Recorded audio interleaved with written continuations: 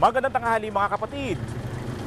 Kung hindi raw professional volleyball player si Kim Kianadi, ay isa siyang negosyante.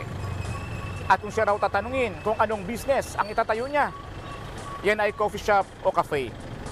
Ikaw kapatid, anong karir mo kung hindi ka nasa posisyon mo ngayon sa buhay?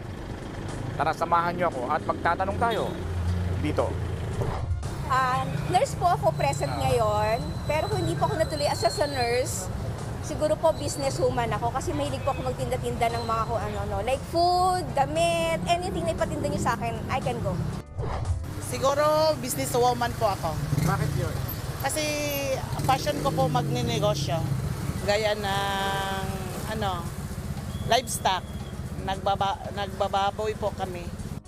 Well, ang talagang gusto ko, doktor. Kaya lang sa hirap, wala. So, siguro magiging ako, teacher. Yun ang teacher.